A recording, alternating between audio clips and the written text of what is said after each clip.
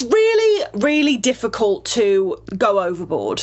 I mean, been on ships for 10 years. Not once have I ever nearly gone overboard. Like, it's just, you've got to mean it. I think it probably happened to the Asian ladies more than myself because of this stereotype with, like, Thai massage and... I wasn't thinking about that, and I have no idea what you're referring to, Lucy. Please continue. Of course not. Do you really want me to? Do I need to elaborate? Happy endings, you know? There were just people having sex everywhere. Really? Well, out in public? Everywhere. Yeah. Okay. I was like, I've never. This is a lot of naked people. Love listening to Deck Tales? Be sure to smash that subscribe button so you never miss a seaworthy story, fascinating insight or incredible behind the scenes moment. Climb aboard, stay shipshape and catch every episode fresh off the boat the second it drops. Ahoy ahoy to all you smooth sailors out there and welcome aboard the Deck Tales podcast. I'm your host and captain Sammy Catlin and this is where we dive headfirst into life at sea. From stunning destinations to unexpected storms, our guests have stories that will make you laugh, gasp, and maybe even shed a tear. Whether you're a seasoned sea dog or simply curious about life on board, Deck Tales is your boarding pass to a world of nautical narratives. My guest today is Miss Lucy Southerton, aka Cruising as Crew. Having spent 10 years working at sea, she survived tender crashes, strict ship rules, way too much cruise ship drama, and somehow came out smiling. She's worked everything from spa massages to luxury retail, met celebrities, lived through cruise industry chaos, and now shares it all as one of the most honest voices in cruise YouTube. Former crew member, full-time cruise vlogger, and proof that ship life really does change you. So let's anchor up and dive right in. Hello, Lucy. You look nice, all summery, all flower dress. Thank you. Yes, we've finally got some good weather in the UK, so I am making the most of it. Tank top season, every day, shorts, absolute no argument. Yeah, I imagine you've got quite a good tan if you've been outdoors. Look at me, I'm pasty as hell. I don't tan. Lucy, I don't know what it is. It's the inherent Britishness. I am. I'm translucent. Yeah. It's that whenever I used to go away, you know, when you have to go back through the side, declare or nothing to declare, I'd go through nothing to declare, and then they'd turn me back and say, no, you're white British, you got to declare that tan. But cheers, mate. I've never had a beer on camera, but let's start off season. Let's start off season 3. It's the traditional British thing to do, isn't it? Like the sun comes out and you crack a beer open. Like, are you British if you don't do that? No, it's law abiding. You know, I'm just being a good citizen, and in no way am I sponsored by Stella, but I had one in the fridge. I mean, hey, if you are sponsored by Stella, that's a flex. It would be, yeah, but you know. I wish you fucking hell, yeah. I could pay my guests. Right, so you've come on this today as a former crew, now vlogger. Is that correct? I guess so. Yeah, that's me. Well, you've got plenty of deck tales from both sides. Normally, it's one or the other. Yeah, it's evolved into. I don't even know how it happened. I have to kind of pinch myself. But yeah, so I worked on cruise ships for 10 years. And now I go on cruise ships and talk about cruise ships because I think people like the dual perspective of me being a former crew member, but then also now being a passenger. So you've been doing the vlogging because I've been aware of your channel for some time. Yeah. And when I think I first subscribed back when I know that you were doing... I want to say you were a Steiner girl. Is that right? Well, I was a Steiner girl, but I didn't start vlogging until I'd left Steiner. So, for those who don't know what Steiner is, so Steiner is a company that hires spa staff. So if you want to work on a cruise ship and you want to be a therapist, a hairdresser, a personal trainer, aka work in the spas on board cruise ships, you will have to go through a recruitment agency called Steiner because they hire spa staff for pretty much every single cruise line out there. Yeah, nothing finer than a Steiner, they used to say. That is the saying, yeah. I'm not being creepy, guys. That is just generally what they say. No, that's the saying. I mean, how true it is, I don't know, but that is the saying. Yeah, there's a few other sayings, but I don't think we'll go there today. There are Is there a? I know that you're from Worcestershire. Is there a saying about Worcestershire lasses that we should know about? I don't think so. I think the only thing we're famous for is Worcestershire sauce, Yeah, I love it. which is a great sauce. Yeah, I'm a big fan of Liam Perrins. I mean, it's an English Absolutely. classic. Some of my favorite reels actually are like on Instagram and TikTok are watching people from other countries try and pronounce Worcestershire sauce because Worcestershire, Worcestershire. Yeah. Worcestershire. So is that how you lay it on thick? You've got that West Country accent. You're like, you're right, my lover. It's Worcestershire. Right, yeah, as Worcestershire, like Like, yeah. farmer, yeah. But But like, what do you call I don't know yourself? what happened to me. My accent didn't. Maybe it was because I went on ships. Don't know. Maybe it kicked it out of me. But my accent's a little bit more neutral than. But I remember I worked in the shops with a lad from Birmingham, so Birmingham's not too far away from me at all. But he Yeah. had a really thick Birmingham accent, and I was the only one that could understand him on the shops team. So every time he spoke, I would have to translate because obviously, you're working with people from South America and Africa, so everyone's got their own accents. And then you've got this guy from Birmingham who's like, rah, rah, rah, rah. Yeah. Most enthusiastic people on the planet. We've won the lottery. I'm so excited. You know what, mate? How I'm doing? I do. I hear that because you lost yours a bit, or you never really had it that strong to begin with. Did that person lose their accent a bit, or did they it was beaten into them? I think they dug deep. Like they, no, they had it. They well and truly had it. Yeah. Because I had one of my final contracts. About six or so months into it, there was a girl from Kent, which is not too far from Essex, and she came on board and she said, "So whereabouts in the States are you from?" I was like, "I'm from Essex," and she was like, "No, you're not." And I was livid. I was genuinely upset. So I locked myself in my cabin and I watched back-to-back episodes. I did a marathon of Only Fools and Horses, and I came out Kushti Rodney Kushti, giving it all that. Right. Yeah. What are you doing? But you never missed your own accent to the point where you would watch some sort of regional TV in your cabin at night? No. Is there a Worcestershire sort of TV equivalent of the only way is Worcester? The only way is Worcester. No, you know what? I don't think there is. No. I mean, the only TV show I can think of is Peaky Blinders, but that's Birmingham. So that's close enough, kind of, right? That's what I've got. That's all you got. Well, we could talk about this all evening, I'm sure, but we should really try to get into your deck tales this evening. I've provided you with a lovely underwater scene today.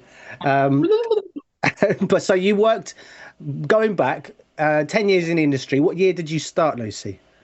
I started in 2015 with Steiner. Jeez, so you've only just finished. Yeah. Literally this year.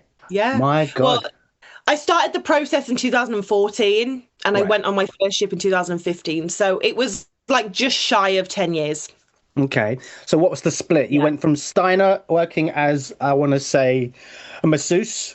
Yeah. Is that right? I did my research. Yep, Yes. yep, you're right. Yep. And masseuse. then masseuse. So I did 2 9-month contracts with Steiner on Royal Caribbean ships. And then I decided I didn't want to work so hard. So I decided to go over Give your to the hands a shop. break. Yeah, absolutely. So I decided to go over to the shops department. So I got a job with Harding Retail, who are the same as in they're a recruitment agency that hire shop staff for various different cruise lines. So I got a job with Harding as shop staff and then was put on P&O Oceania. And I did 2 contracts on P&O Oceania. And then Virgin was coming out. So I applied to go to Virgin with Harding and I got that. So went to the Scarlet Lady, set that up. Then we had that wonderful 2020, that wonderful year where everyone came home. And then, but once that was over in 2021, I went back to Virgin and did 2.5 contracts as shop staff with Virgin. And then I got a job as a shopping ambassador with Diamonds International and worked on Disney Wish and Royal Caribbean Harmony. Okay, that's a great, very succinct breakdown. What was the tipping point? Was there one? Why I came home? Why you said no more? There was a few things. So one, I'd done 10 years or almost 10 years, and I had to get my C1D visa renewed because every 10 years you have to get a C1D visa. And I always said I was never gonna get it renewed. Oh, right, okay. So that was coming up. I just wasn't enjoying it anymore. Like the novelty had worn off. And then I had some like personal stuff happening at home with family, and my grandma passed away. I'm sorry. So it's all right. And I mean, thanks, but it happens. But, just everything, it was just like, you know what? It's time. It's time to leave. Well, so you've left it for good now? Is there no, like, maybe in the future I could go back to it? Let's be honest, there's always maybe. There's always the door's always slightly ajar. Okay. But I think for now, like, I'm happy at home, and because I don't know whether you found this when you came off ships, like it's a massive adjustment. Oh, massive. Yeah. Like everything is. Life on a cruise ship sorry, go on. No, I was just going to say everything's a massive adjustment. Even when I came home, adjusting to the pace of life and how slow it felt in comparison. That's the big one. So I get where you're coming from. Absolutely, I do. Yeah. And that was the thing for me. I mean, I gotta be honest, like those first few months when I was at home, I was not okay because I live in a sleepy town and I love it. But my God, I was like, shit. Is this it? Is this like how do I? Some people have equated it to like leaving the army. So hear me out. I'm sure there's a few people that would argue against that. Well, no, I know, but in that, it's very regimented. There's a strict schedule. You have to be places at certain times, whatever. There's a lot of rules to follow as well, which I'm sure we'll get into later. So then you come home and you're like, oh, I can just wear what I want and go where I want at any time. And I have Wi-Fi all the time. And I don't have to put my life on the line? What? Oh, no, that is the army. Sorry.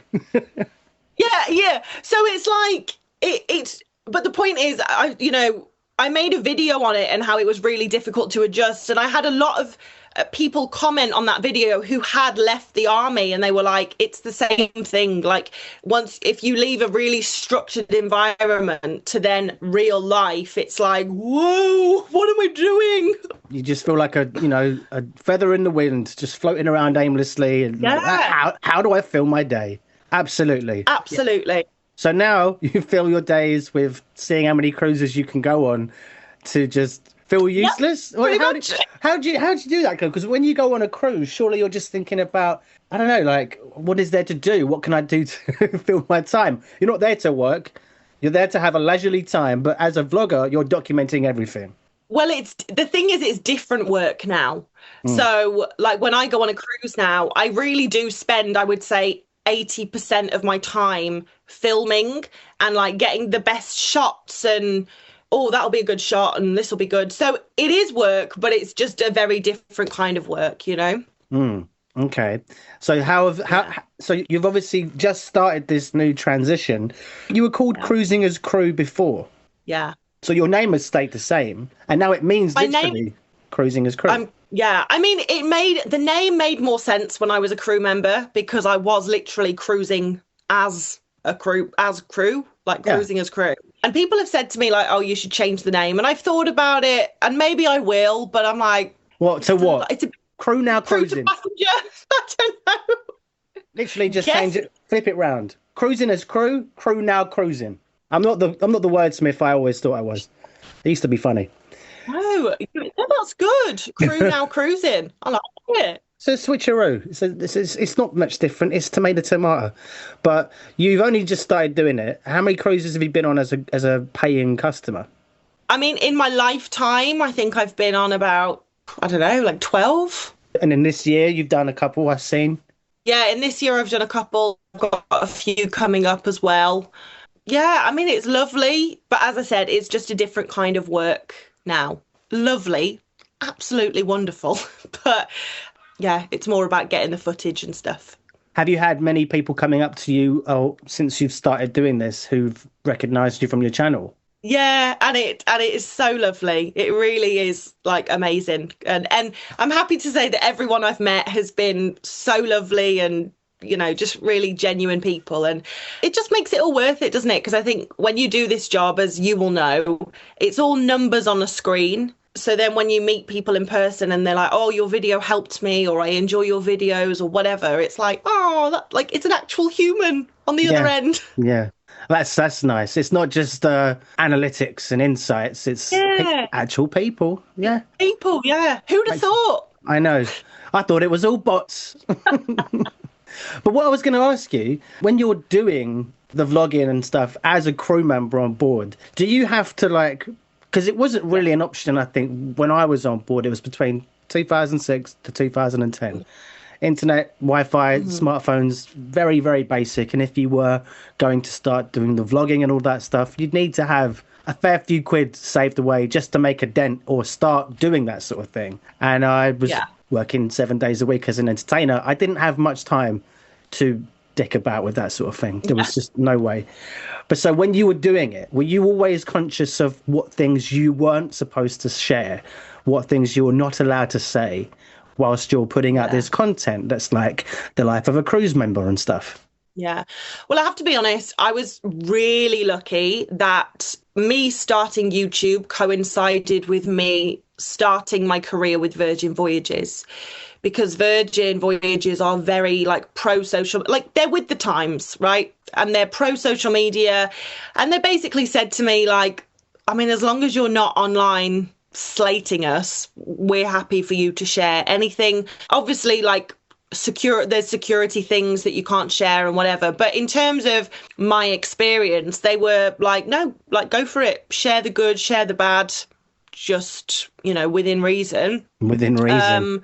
Yeah. Within reason. Obviously I wasn't going to go online and start bashing them, but that's just not something I would do anyway. No, yeah, it's like any company you work for, if you go online and start talking trash about them, you're probably going to get fired, But to be honest, I mean, my time on Virgin was just spectacular.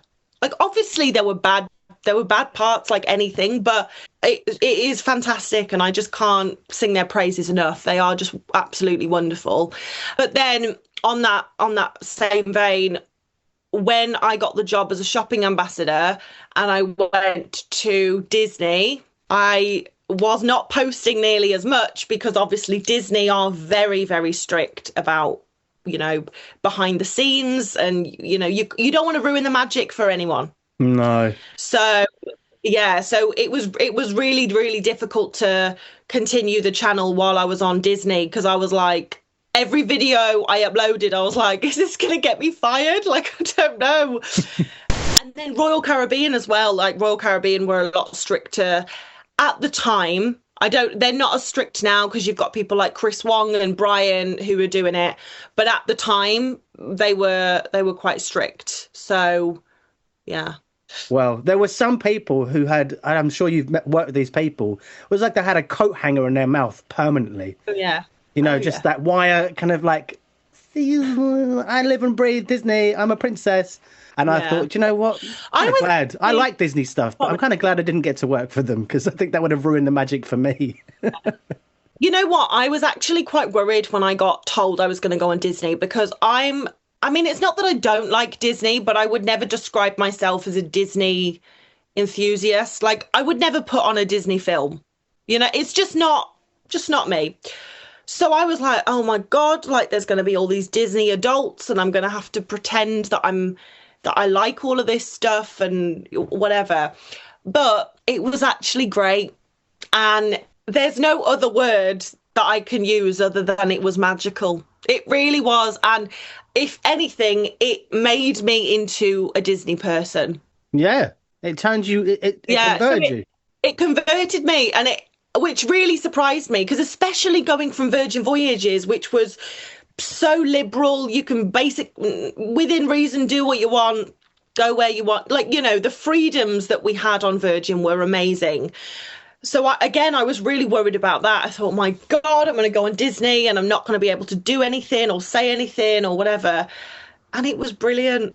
Oh, that's good. It was a lot stricter, but I think because the management on Disney is just so well thought out and the structure is so great and everyone's there to lift you up and make you happy and stuff.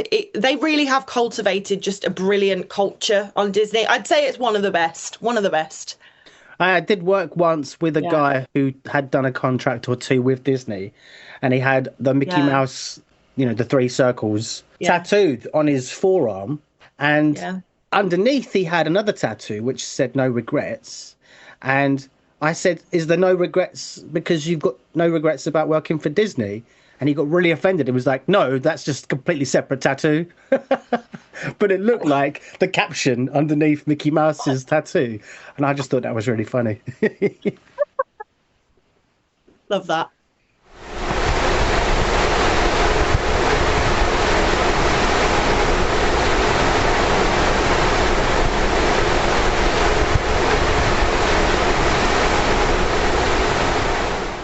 So you've got 10 years of experiences. Let's go through some of your highlights. Now, I would know that you're recently out of the industry, Lucy, so there's still that statute of limitations that you may or may not want to say too much because, I know the rules. You could have come on anonymous, but then where's the fun in that? You've got... So you did the spa, you worked in the masseuse department. Now, I actually remembered one of the videos that I couldn't believe I saw a while back about how you were doing couples massage, and you know what I'm going to say about this one. I think was this a one-off, or did this happen more than one time? Was this the guy that grabbed my? Yeah. No, that one was a one-off, and I mean, thank God it was a one-off. Well, I think because we didn't say what the story is, and I just kind of alluded to it. Do you want to say what happened? You can say what happened. Okay. You say what happened. So you and another colleague were doing a couples massage. You had the husband. Your colleague had the wife. And obviously they're both head down, facing the floor, as you do when you're on a massage. And the gentleman, obviously, it's a bit insulting to call him a gentleman. Actually, he copped a feel. He got his hands round around my buttocks. That's the word. Thank you very much. You said it, not me. He got your buttocks. Gave him a good grope. And so, how did you react? Well, basically, I just slid his hands down. Got them off. But then he did it because I slid his hands down the first time, and then he did it again. So then I left, and my friend kind of finished up the wife, and then she wasn't trying to massage them both at one time. No. She was just because obviously the husband wasn't going to sit up and say, "Where have you gone?" because he didn't want me to be like, well, you fucking, naughty. And it was really difficult because it's like I don't want to ruin this couple's holiday. That's really going to put a spanner in the works, isn't it? If I'm like, your husband. Was it like the first day of the cruise, or if it was the last day, you could have said something? Yeah, maybe? no, I can't remember, but whether it was the first, I think it was probably the beginning. But I was like, I'm not gonna say anything. But he left a very big tip, so yeah. Oh, that's all right. Almost justifies it. It is what it is. I mean, it obviously doesn't condone what happened, but no, we should say that just because you paid for it doesn't mean you own it. That's not the way to go on Deck Tales. I've got to reel it in there. Yes, don't take any notice of what I just said.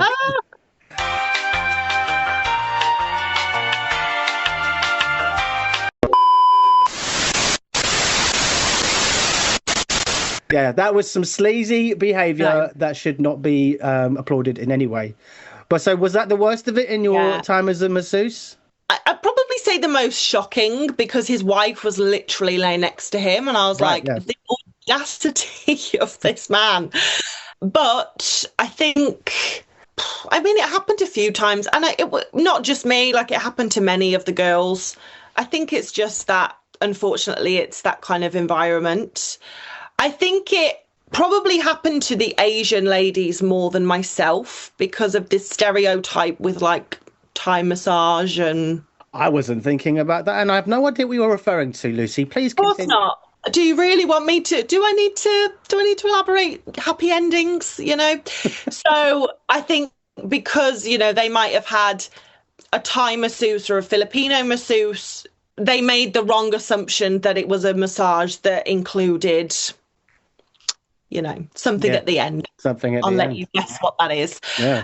A fairy tale Disney happy ending. Oh God! Oh God! No! No! No! No!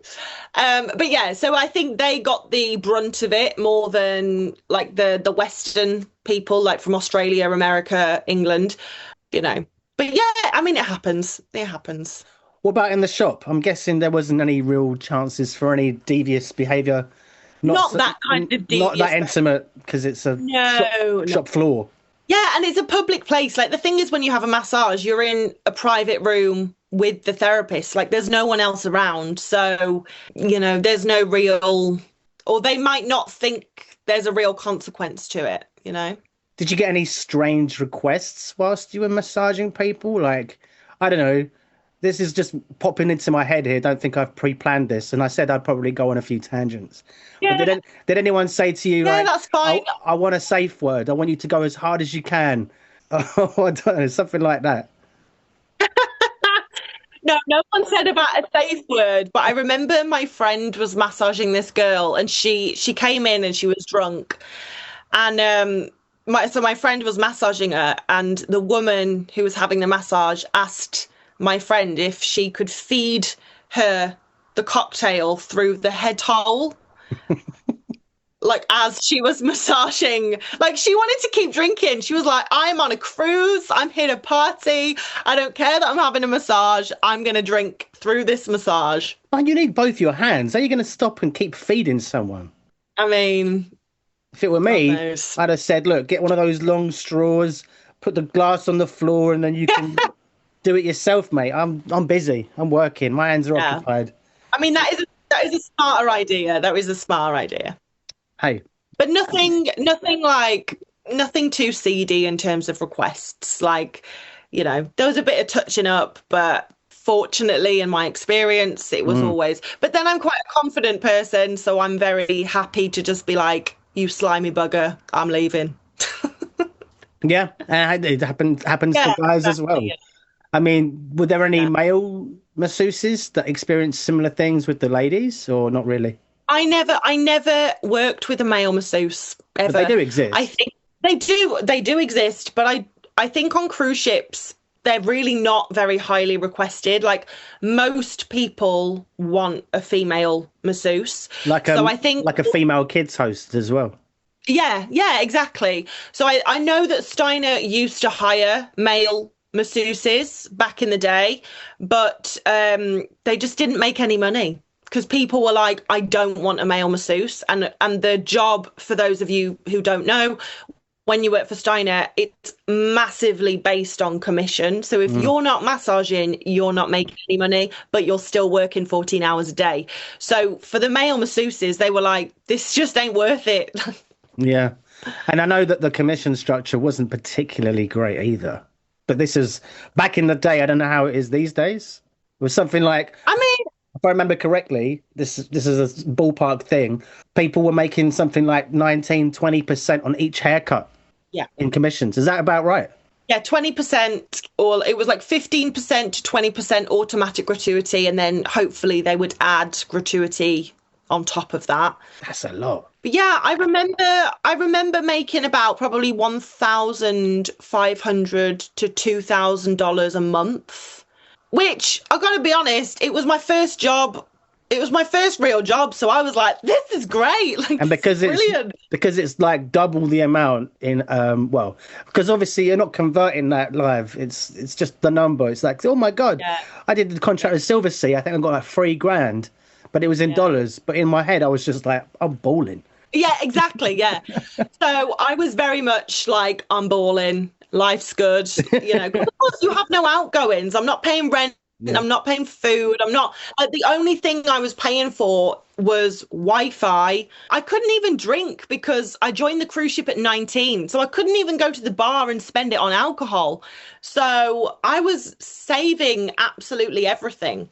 You started on the wrong ship. You should have started with an English cruise. I was with Yeah, yeah, I know. I was with Thompson's, now Morella, back when I started. Oh, were you? Yeah. And Did you then like it? I love Thompson's. They're like, well, people call them butlins at sea. That's so what? Nothing wrong with butlins. They're good fun. But when I went to work for Silversea, the ship was American rules, 21 to drink, and I was 20. And my roommate Yeah.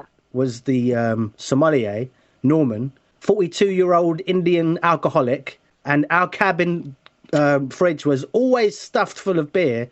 And the hotel director didn't like me for whatever reason. He just was like, you can't drink. I was like, well, what do you want me to do at this cocktail mixer? Just stand around with a juice box? He's like, well, if you want to have a drink, you need special permission. I was like, okay, I'm asking you for special permission. Can I have a cocktail at this mixer that I'm supposed to be socializing at? And he said, Mixing that. does your mummy know? Because he was Irish. That was his my Irish accent. And I just thought, you piece of shit. Right? You give me a hard time. And he said, if we find any alcohol in your fridge, we're going to have to confiscate it. I was like, I'll just say it's Norman's. Can't take that. But that was a long time ago. God, dear. 2009? Yeah, about then. 2008. But sometimes you just get a manager that has it out for you. Did you have some of them? Yeah. Or you know what? I had some absolute assholes, but luckily it was never like they singled me out. They were just assholes to everyone. But yeah, no, I had some real, what I think one of my worst was she was Eastern European and she was called Liliana and she was just vile.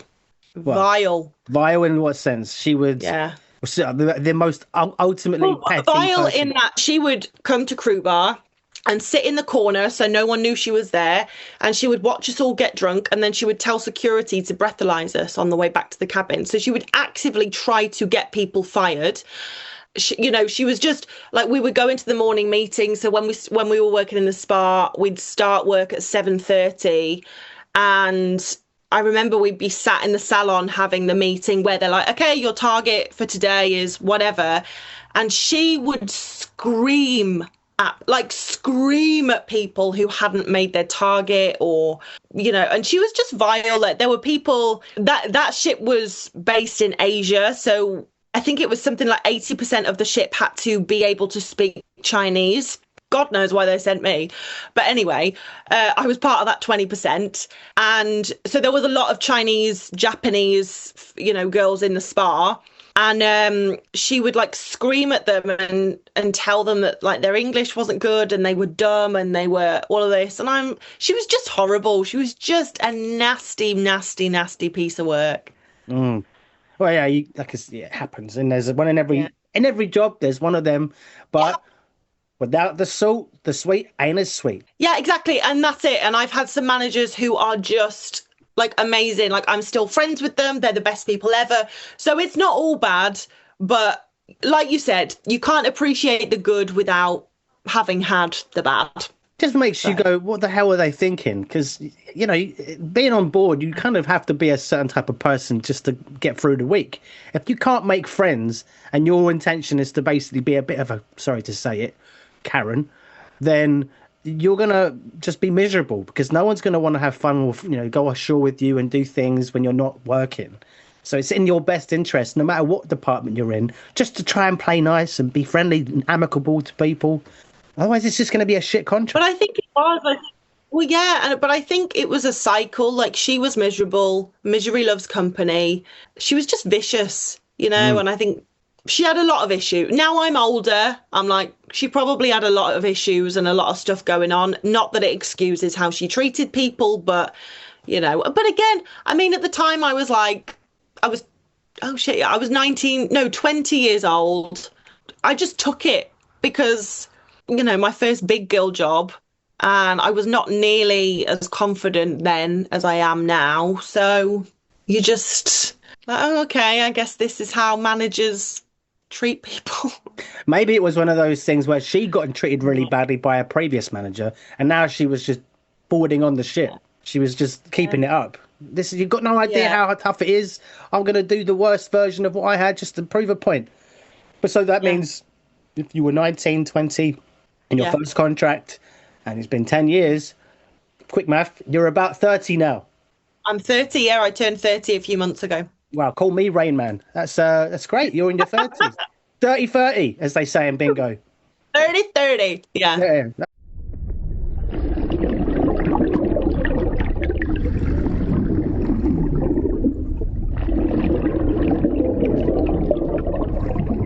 Why did you start ships, Lucy Southerton?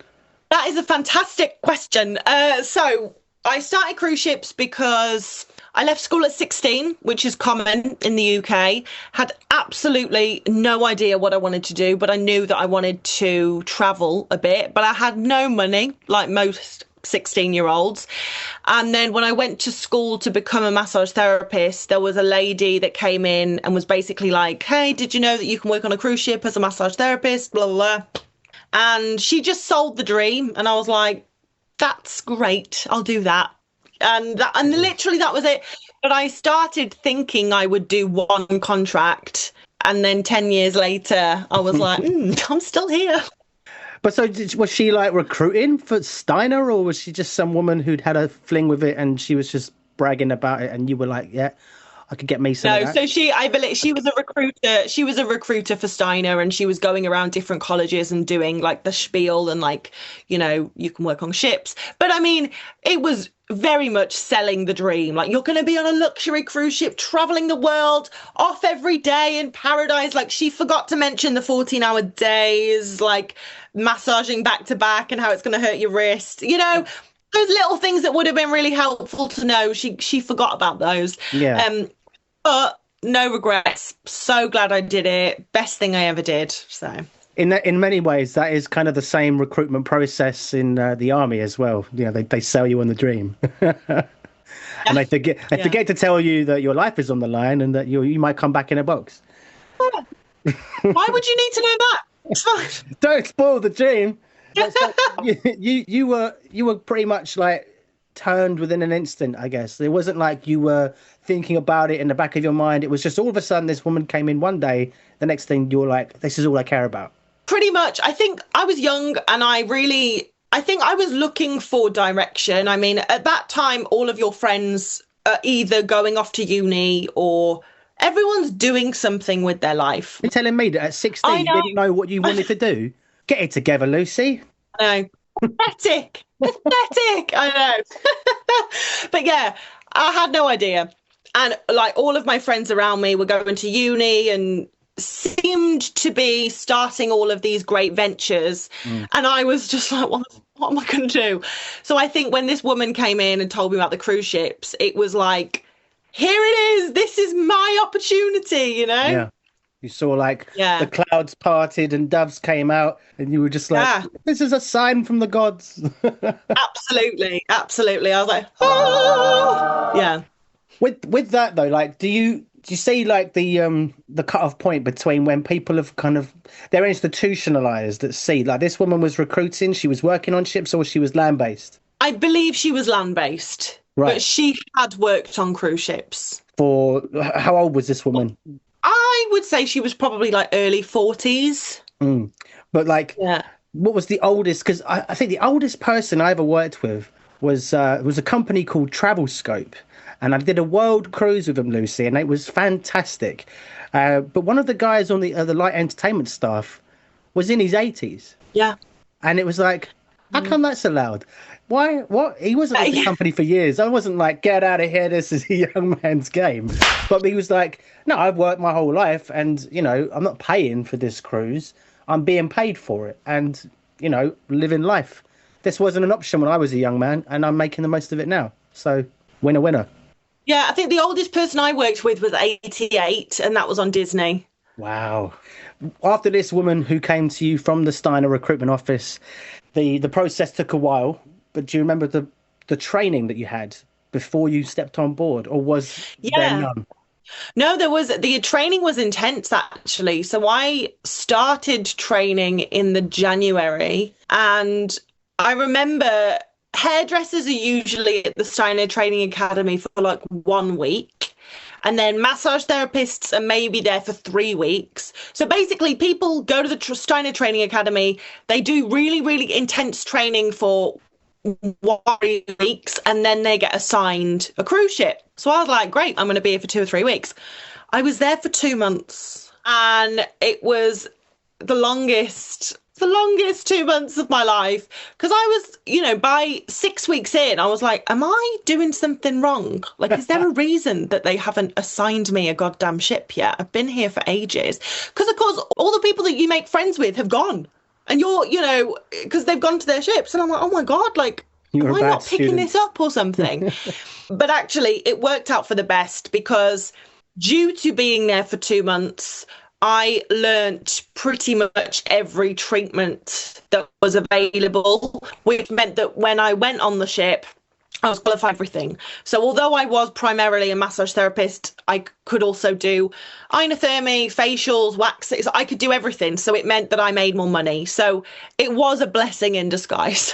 That's all right then. But you said it was intense. Like, what part of it, what aspect of the training was intense? The amount that you have to learn in such a short space of time. So like every, I guess, category would be divided into weeks. So I particularly remember the facial week. And I think we had to learn like 4 different types of facial routines. The only way I can describe it, it's like learning 4 different dances. It is choreography, because you have to massage the face in a certain way for it to be considered an Elemis massage, an Elemis facial, because the whole thing is it's standardized. So they want people to be able to go on any cruise ship, and when they ask for an Elemis facial, they know exactly what they're going to get. You're going to get the same routine. Yes. So it's just the amount of knowledge that you have to retain. Yeah. So have you gone and had a massage anywhere and been like, that's not what I've ordered? Absolutely. I haven't said it. I'm too much of a pussy to say anything. But yeah, I've definitely had a few massages, and I'm like, well, that was shit. So. Hey, speaking of that was shit, what about the ultimate shits? Like, how about your scariest moment? Let's just jump into that. I was actually in a crash, but it was a tender crash.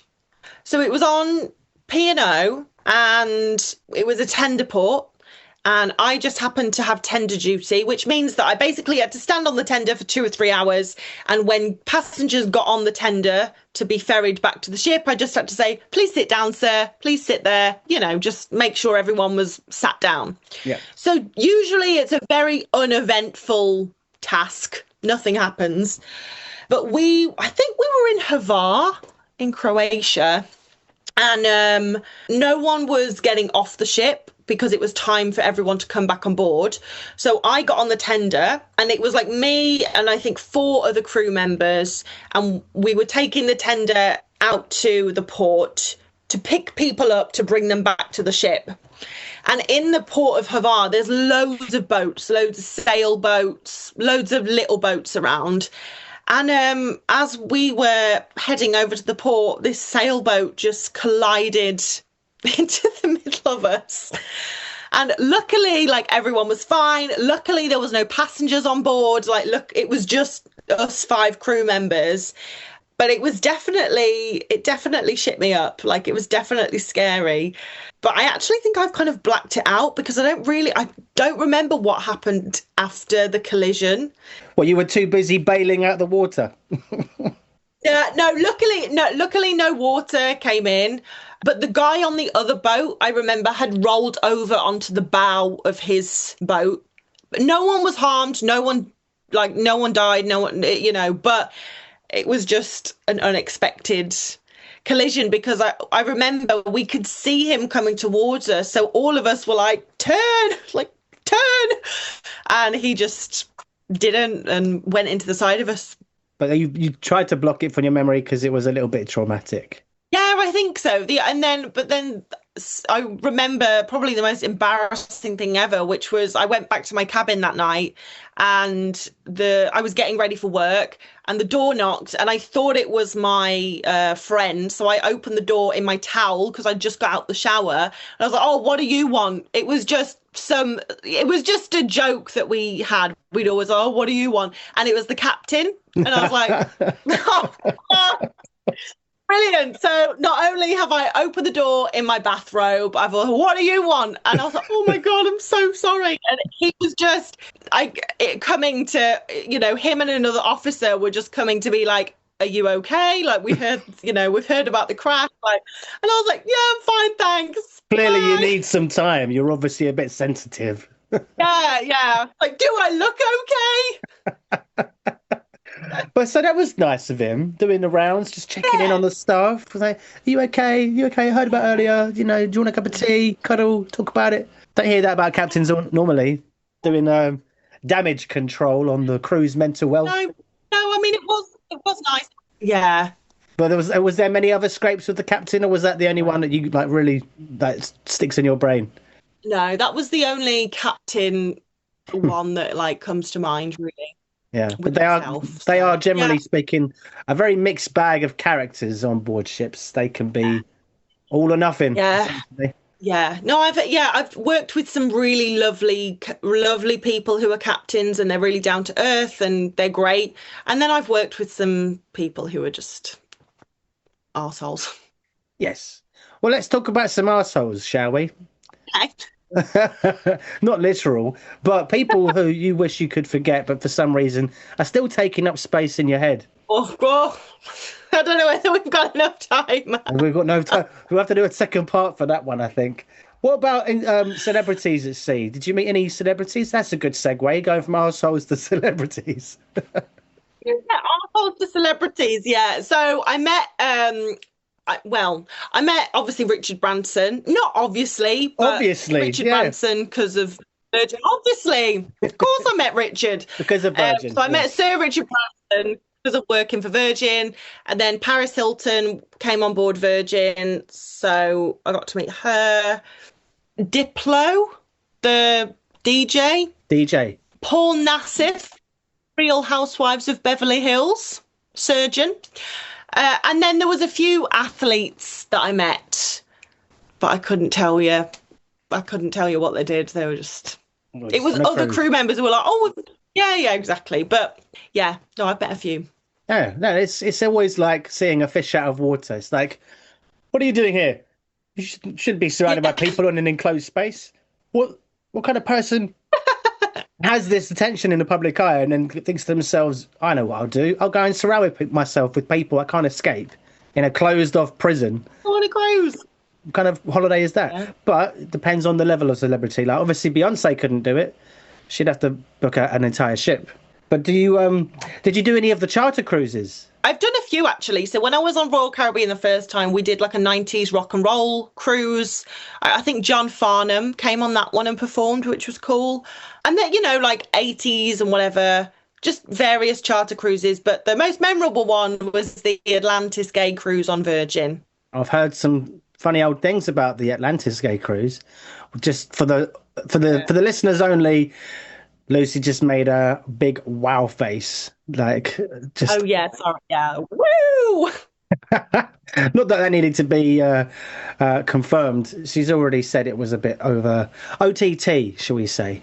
OTT, I mean, there were just people having sex everywhere. Really? Well, out in public? Everywhere. Yeah. Okay. It was like, I've never.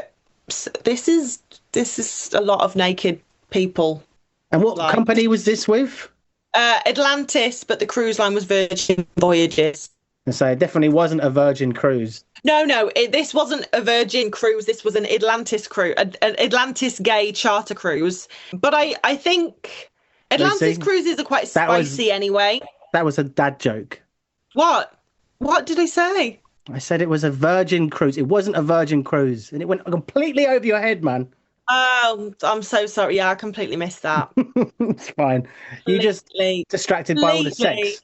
Destroyed your joke. I'm so sorry. So, Yeah. looking that good. It's been a long day. I've been working hard, but it's all good.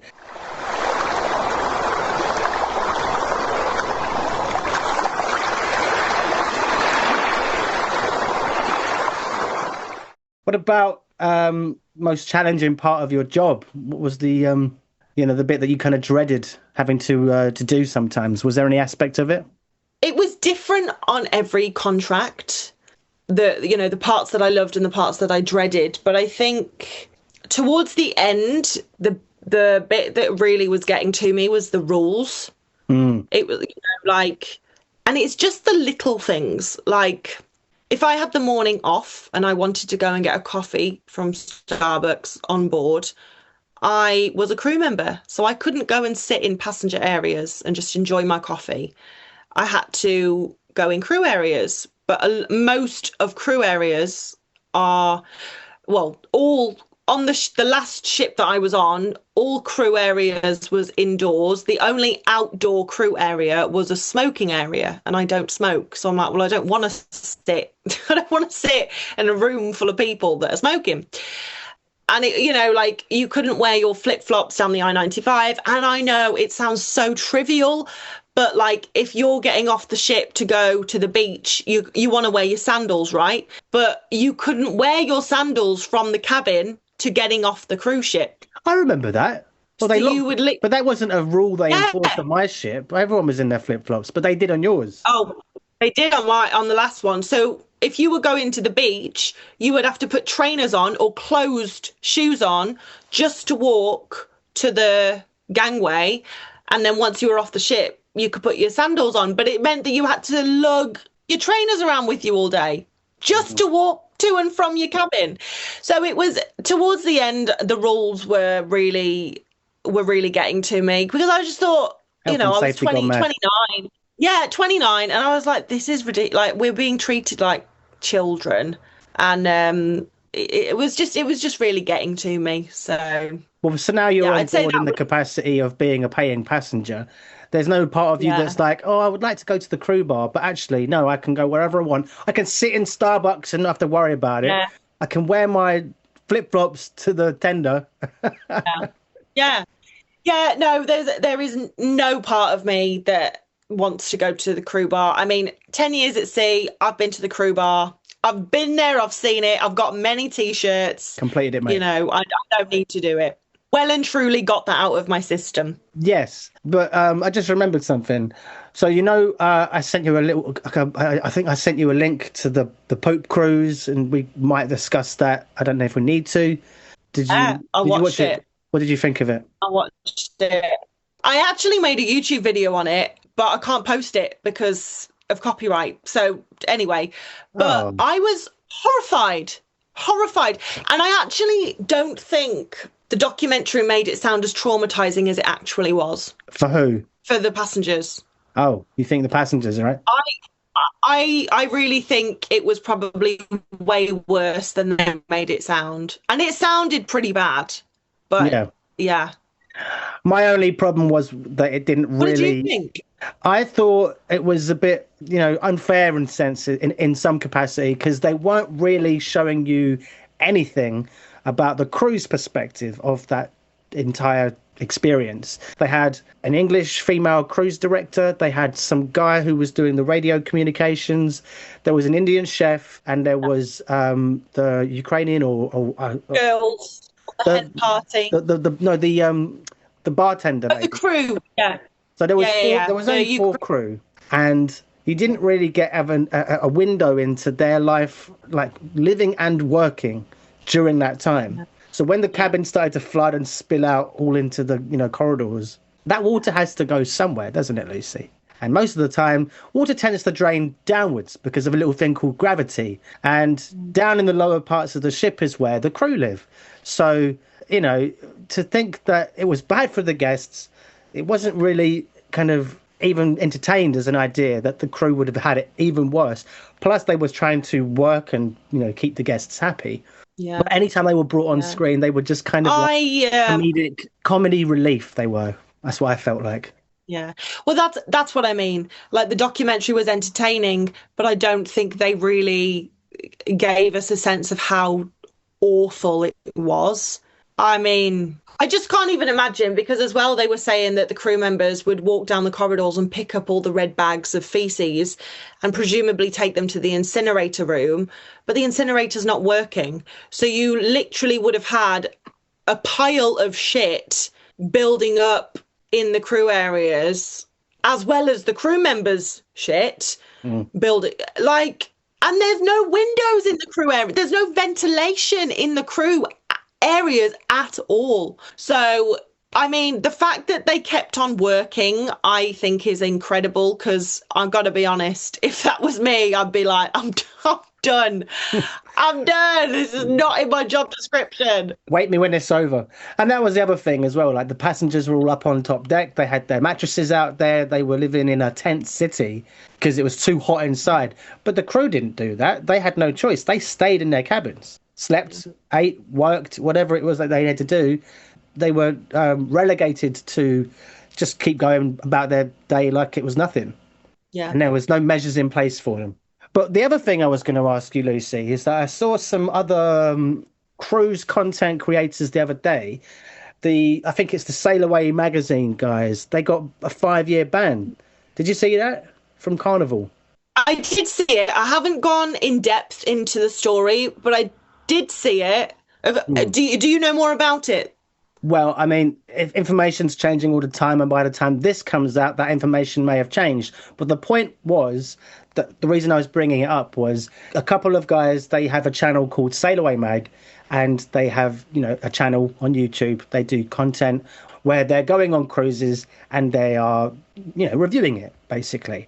And Carnival got in touch and basically said, you're banned from using any of our ships or any of the ships within under our umbrella, which is a lot of different companies, and it was based on them leaving some bad reviews that they didn't appreciate.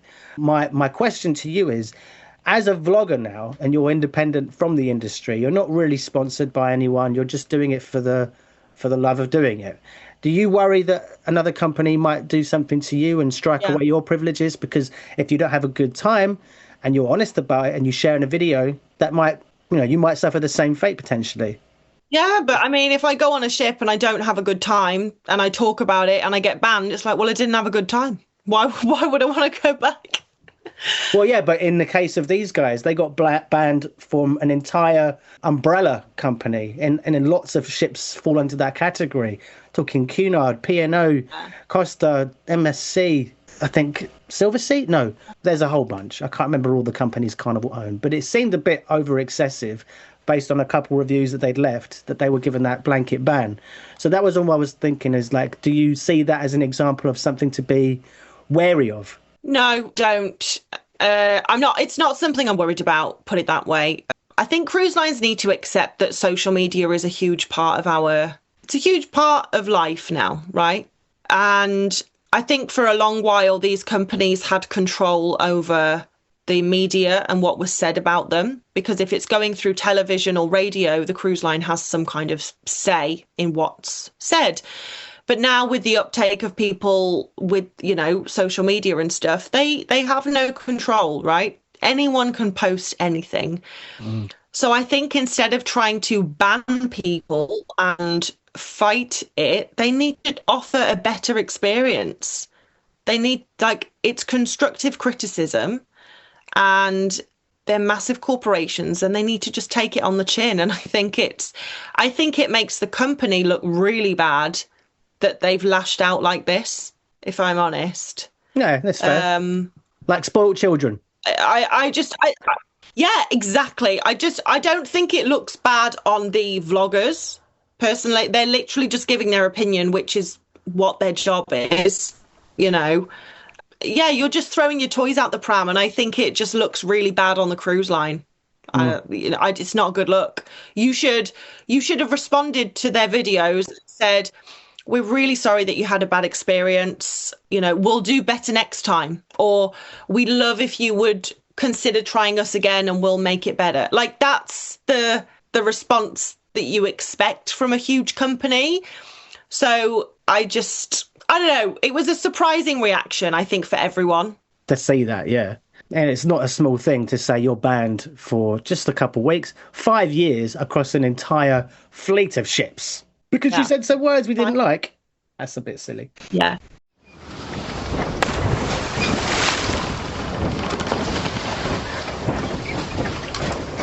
You said that you'd never shut the door on cruising, but if you were to go back on ships, what job would you like to do? It's a difficult one, but I think I'd probably work in the art department. Funny you to say that. Gary Bainbridge was saying in the last episode, don't buy the art on board because they're scammers. But you're okay with that, I guess. Well, no. I'm looking at it from a selfish point of view, right? Good money. So I know that if you work in the art department, you earn good money, the hours are pretty good. You're kind of your own boss on board, especially if you're manager of the art department. Like, you don't really have a superior on board. So it's a good job to have. Now, how good the art is... It's all subjective. It's all very subjective. But so going back, what about... I'm trying to segue as gently, as courteously as I can. Was there much in the schedule for your own romantic endeavours on board, or was you just always working? I mean, you're not always working, but yeah, I mean, it depended on what ship. Like, when I was working in the shops on board, there was a lot more time just for me in general, because you would only work in the evenings. Because the shops were only open when you were away. Yeah. Yeah, so it means you have the majority of the day to get off the ship, explore the ports, go out with your friends. So yeah, there was a lot of time to enjoy it. Was there any forbidden fruit? Define forbidden fruit. Well, it's hard to define for everyone as a blanket statement. I guess just basically what I was getting at is relationships that could have been frowned upon in the wider eyes of society, because he had a husband, she had a wife, they did this, they did that. You weren't supposed to because she was a passenger, and things like that. So it's a broad spectrum of no, that shouldn't happen. Me personally, as far as I know, there were no wives. The boyfriends I had, they were single when they got with me and whatever. So as far as I know, I haven't ruined any marriages. As far as you know. Yeah, no, for me, as far as I know, I mean, do you ever know? But no. No forbidden fruit, not for me. I knew of other people that definitely dabbled with passengers, like the crew and the passenger thing, or they, were with an officer who definitely did have a wife at home or whatever. So I've definitely known of situations like that, but I think when you work on cruise ships, it's just dime a dozen. Like, you're like, yeah, and... Yeah, why risk it when there's plenty on offer at the buffet already? Well, yeah, I've never been one for drama. I like watching it. I don't want to be involved in it at all. So, yeah, I'm a purveyor. I'm a purveyor. Exactly. Yes, exactly. Observer. So, no, I've always steered clear from anyone who was, taken or someone I shouldn't be dealing with. Fair enough. So you were on board during arguably one of the great depressions of the world we've known to date. Cruising during COVID. Yeah. How was that for you?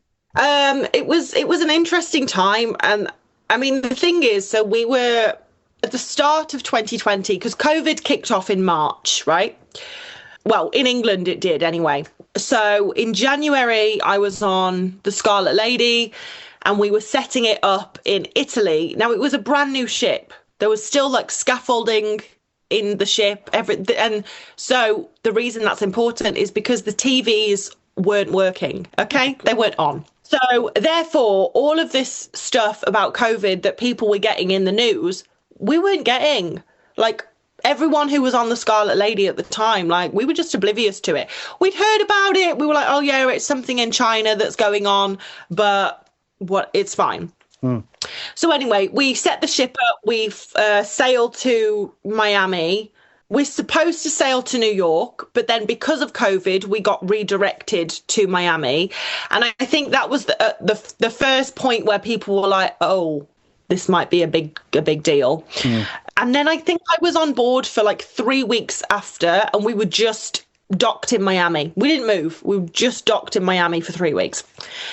And we were still setting up the ship. We were still working long hours to like get the ship ready to launch, because it was the launch of Virgin Voyages, like the first ship, you know, it was huge.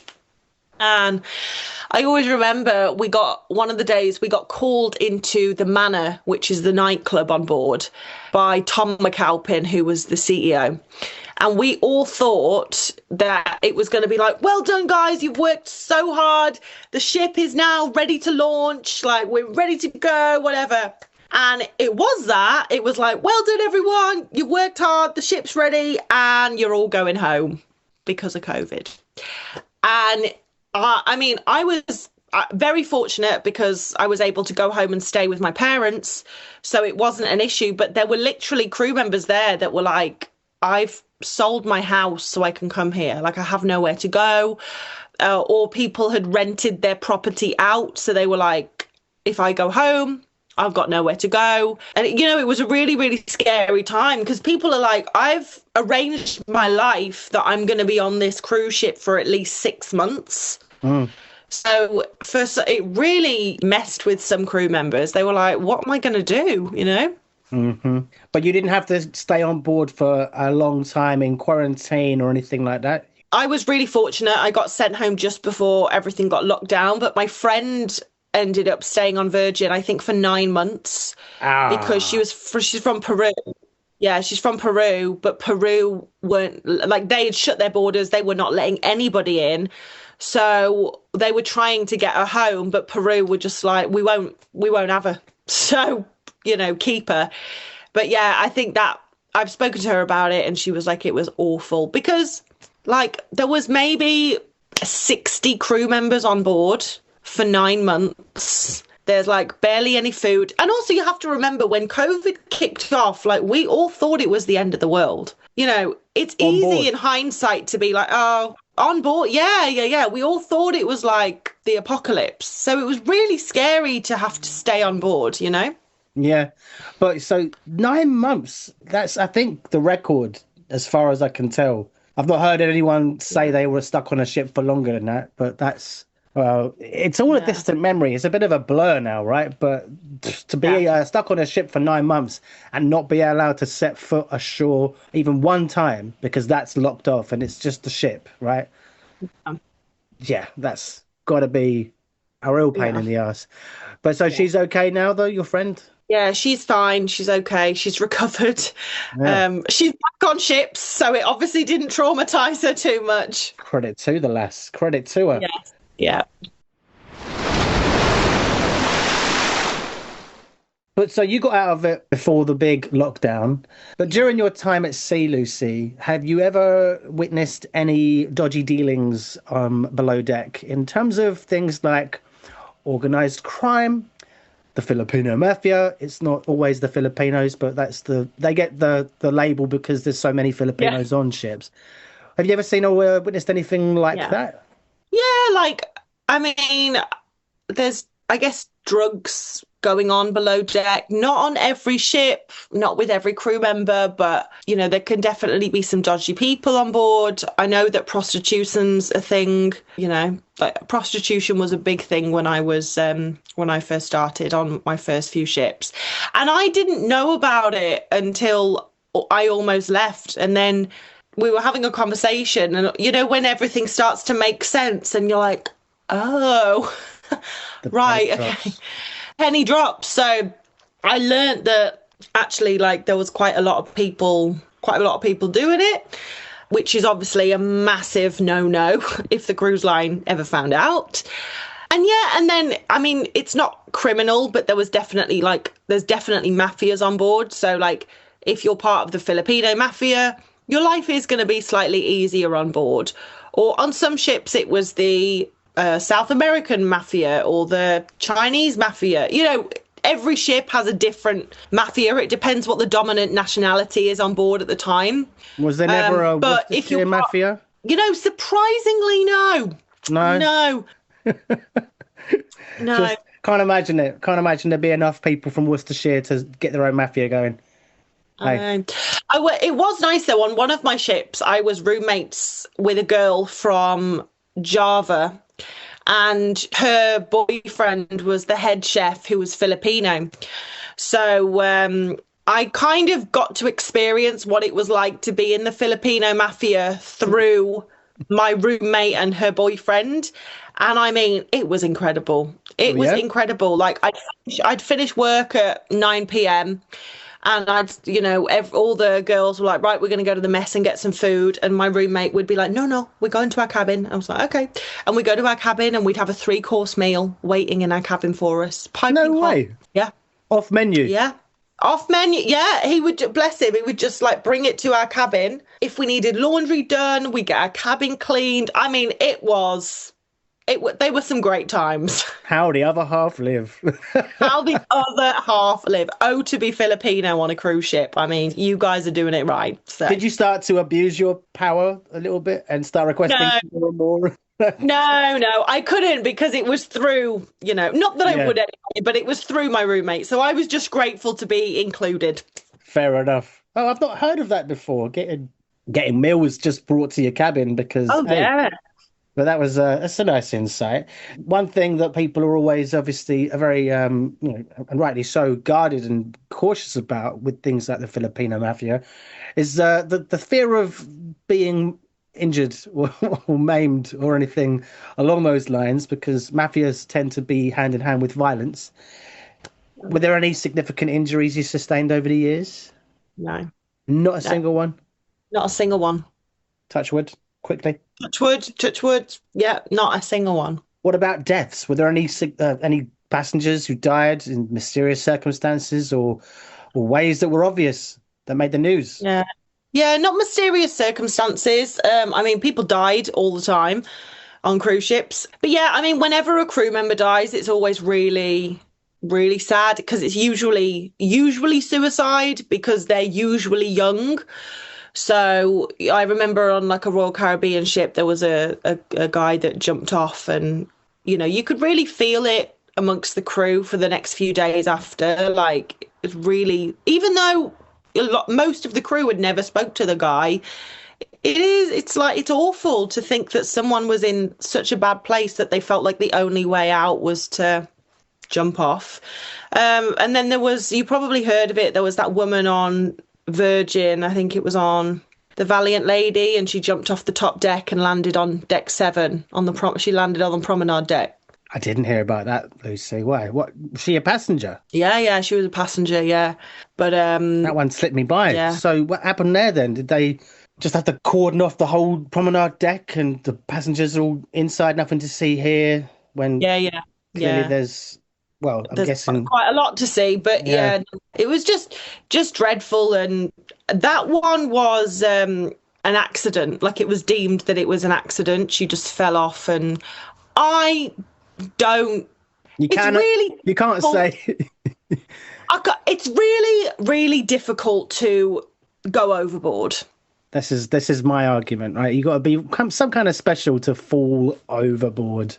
I mean, been on ships for 10 years. Not once have I ever nearly gone overboard. Like, it's just, you've got to mean it. Mm. Well, there was a kid on a Disney ship that went overboard the other week. I was going to bring that up. I mean, it's a kid. Maybe he was climbing the railings and then the dad, I think it was a ship. It was a girl, and the dad jumped in after her. Yeah, I mean, you consider that's a hero statement, obviously, but these ships are so bloody tall. If you don't jump in properly, you hit the water at a certain angle, you'll knock yourself out.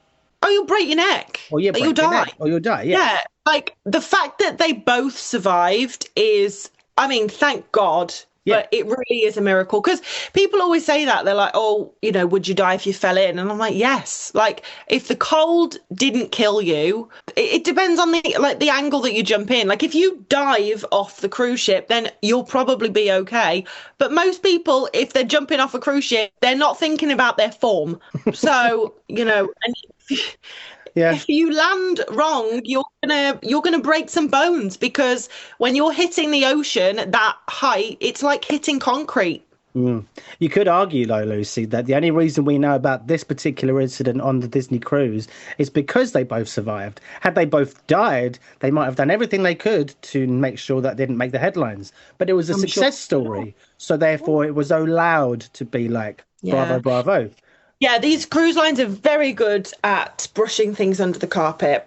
They've got a reputation to maintain. Billions and billions of pounds invested in all of these ships. And if all of a sudden people feel like they're not safe, I thought it was quite funny at the end of that Pope Cruise documentary, the thing that basically Carnival had put out that said in no way have we got an obligation to provide nutritional food and a seaworthy vessel and a few things like that. It was like, what? This is in somewhere written? Yeah. Yeah. And they haven't amended it since, or have they? I don't know. Oh, have they not? I don't know. Have they not? I don't think they did much because ultimately, when you go on a ship, you're at the mercy of God, right? The elements are there. If Poseidon wanted to toss you upside down, he would, and you would have to just take it. Same way as up in the air, right? And there's probably some similar legislation written about the airlines. Like, in no way are we supposed to provide you with a plane that can actually fly. Yeah. Yeah. I thought that was the bare minimum, but okay. Yeah, it's not a prerequisite. Were there any emergency situations that you encountered? There was a few fires, but they were always put out pretty quickly. It never went to, people never had to go to their muster station. It always got put out pretty quickly, thankfully. But I think the scariest one was when the alarm sounded in the middle of the night. It's always 10 times scarier when it happens in the middle of the night because it's the middle of the night. You're trying to get your beauty sleep, and then all of a sudden you got to get up. What? Why are we doing a drill? Yeah, exactly. Yeah. But no, so there was a few emergencies, but they never actually progressed to full scale emergencies. Did they say why they were ringing the bells in the middle of the night? Well, because there was a fire. Oh, right. Yeah. Yeah. Oh, okay. But you've gone 10 years and you've done pretty well to get out of that without any real bad scrapes, so to speak. Yeah, no, I'd say the only one was the collision.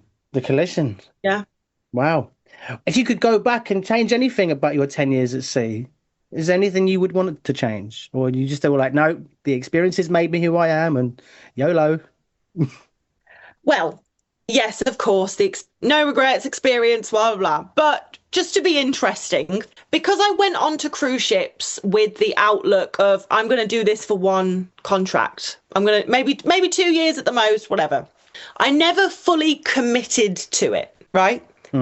I think I always had my one foot out the door, one toe out the door, even though I loved it. So I think it would be interesting if I could go back and, I don't know, someone said to me, like, you're going to be doing this for 10 years. I would have liked to have worked my way up to cruise director. Oh, okay. Part of the animation team. Yeah, I think I would have been good at it. I think I would have enjoyed it. It's not something I'm looking to do now. At this present moment, never say never, but yeah, so I think although I have no regrets and it was fantastic and it's made me who I am and all the generic shit, there is part of me that's like, oh, it would have been nice to have worked my way up the ranks a bit. Yeah, I hear that. Obviously, you worked for many different companies and had various different roles within those companies. Had you done the career ladder, you wouldn't have had the experiences that you'd have had. You would have had a very smaller selection of experiences for certain. But were there any other stories that you had that you wanted to share that I didn't get out of you organically? Yeah, no, I think you got him. Have I wrung you dry? Well, there was one that you might enjoy. Like a tea towel. That I was massaging this man, and he was lay on his back, so I was massaging his chest and his arms and stuff. It was all going well. He was very relaxed, but I think he was a little bit too relaxed because he pooed himself. Oh no, I didn't think you were going to say that. Yeah, I know where you were going, but no, he pooed himself. What does that say about me? I'm not easy to read. Put your head out of the gutter. But yeah, so no, he pooed himself. So I was still massaging, and I was like, oh my God, like what does that say about you? I mean, you can massage a man you can massage a man quite easily if you try in the right spots to excitement. But where are you? What pressure points are you touching that he actually shits himself? Because I don't know. That's a pretty good self-defense technique that you've probably accidentally uncovered there, Lucy. Yeah, maybe I should, but no, it happened once, just it never happened again. So, but anyway, so I was massaging, I was like, oh my God, what is that awful stench? And his eyes, bless him, his eyes were just I have to go. like wide open. And I was like, it's okay, like don't worry, I'll go and get you some towels and I'll leave you to it. Happens to everyone. Happens to everyone. And there was this other time, this woman came in for a massage and it was quite rocky that day. And she was feeling a bit queasy. And I was like, are you sure you want to do this? She's like, yes, I'll be fine. So she was lay on her front with her head in the massage hole. And I was stood at the head of the bed, massaging her back. And she threw up on my feet. Again, you bring it out of people. Obviously, it's something you're touching. Maybe I'm an awful masseuse. Maybe this is why. It's a good job I quit. How do you feel about those massage guns now? Because they've got to make a few masseuses redundant, surely. Yeah, I mean, they are very good for dislodging knots and easing muscle aches and stuff. But of course, they're not as relaxing as a human massage. So yeah, that's arguable. It depends what you want a massage for, you know? Yeah. Well, not to throw up on my masseuse's shoes. Or shit yourself. Oh, shit myself. Did you give him his money back? No. You charged him double. Yeah.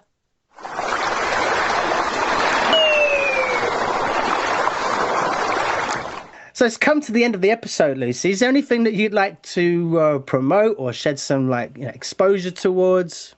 Anything particular? Yes, I would. I think actually I have a YouTube channel. If you would like to check it out, I would be absolutely delighted to have you over there. But also, I would like to promote my friend's app, which is called Sail Away.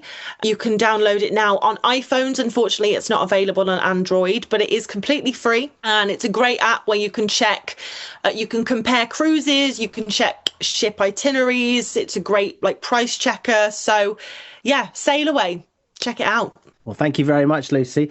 It's been lovely getting to know you and catching up with all of the stuff that you remember from your past. If you're ever in London, feel free to give us a shout, and I was going to say I'll treat you to a cocktail or something. I will. I will do that. Yeah.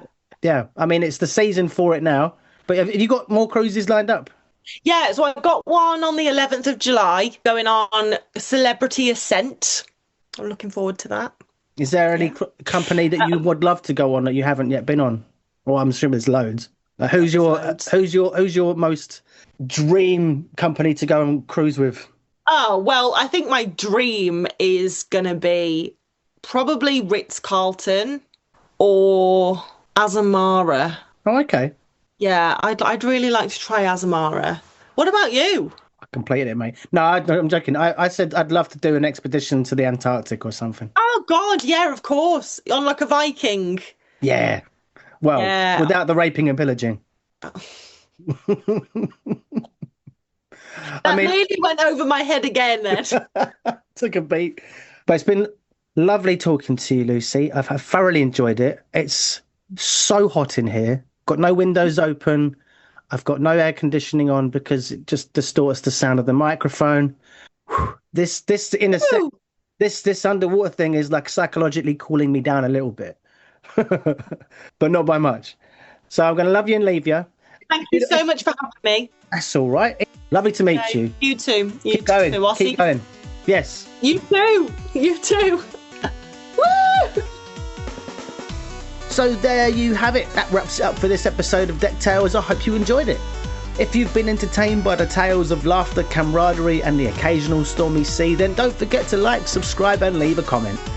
There are lots of other shows out there to compete with, so if you are enjoying Deck Tales, why not help us out by going over to Spotify or Apple and dropping us a 5-star rating. This will boost the show's visibility and help to attract new listeners every week. Before I sign off, If you'd like to share your own stories for future episodes, then I'd love to hear from you. Simply get in touch over the socials, because after all, the best stories often come from our listeners. As we navigate through the waters of life, remember to enjoy the journey as much as the destination, as well as those you choose to share the adventure with. I've been your Captain Sammy Catlin. Until next time, fair winds, smooth sailing, and may your adventures be as unforgettable as those shared here on Deck Tales. Bon voyage!